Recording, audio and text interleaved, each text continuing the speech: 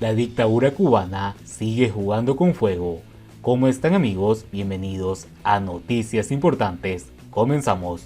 Las autoridades de la dictadura señalan nuevos actos para el venidero 15 de noviembre, día de la marcha cívica por el cambio.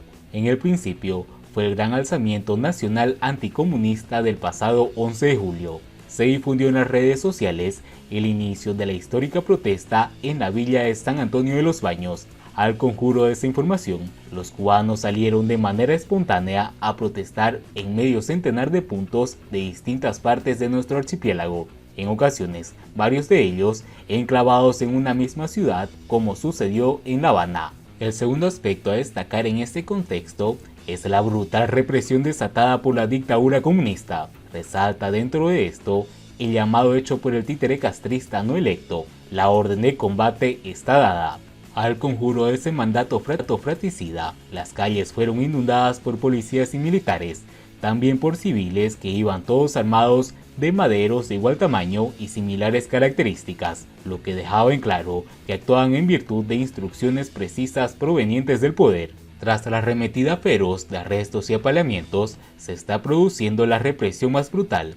Esta vez no se trata solo del actuar de los agentes de la autoridad, ya sean estos formales o no. Ahora les ha correspondido el turno a quienes ejercen directamente esa autoridad. Para colmo, en el campo de la justicia, es el caso de los fiscales y los jueces. Estos últimos señores han estado muy lejos de actuar como los estudiosos de la ciencia del derecho que se suponen que sean. Muy lejos de ello, hasta el momento se han comportado como perros de presa, responden a la voz del amo y cuando éste le grita muerde, se lanzan feroces hacia los puntos vitales de la víctima y cierran sus mandíbulas sobre ellas.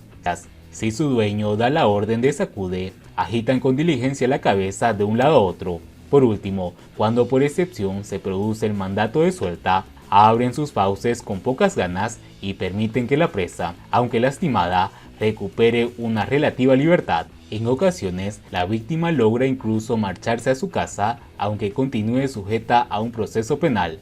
Pero lo de la liberación constituye la excepción.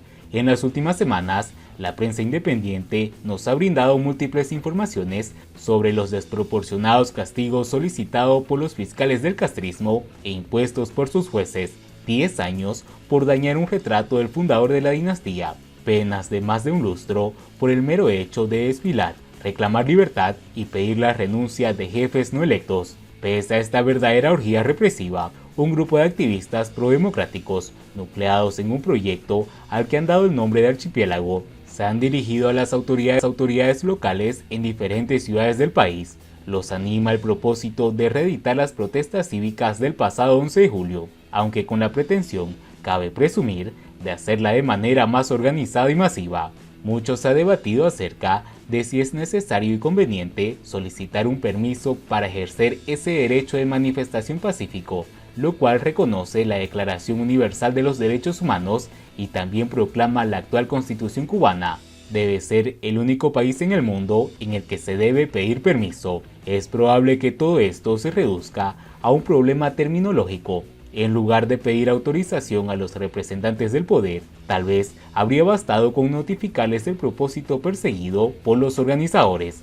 En cualquier caso, este detalle ha perdido actualidad desde el mismo momento en que los intendentes de Media Cuba, por unanimidad que solo puede obedecer a órdenes provenientes desde arriba, han negado de modo arbitrario el propósito anunciado por los promotores. Mantener el llamado a desfilar pese a esas infundadas negativas ha convertido en algo intrascendente y obsoleto la alusión a los aludidos escritos iniciales. En el interín, se convocó al Día Nacional de la Defensa para el mismo día 20 de noviembre que los organizadores habían anunciado para su demostración. En respuesta a ello, se decidió adelantar la convocatoria para el día 15 de ese mes, pero los cerebros fértiles y taimados de los represores castristas han continuado la actuación al respecto. Anunciaron actividades con el motivo de la refundación de la ciudad de La Habana junto a la bahía de la costa norte, la celebración de ese aniversario 502, el cual por ende ni siquiera es cerrado, tendría un sentido puramente local y capitalino. El suceso, además, tuvo lugar un 16 de noviembre.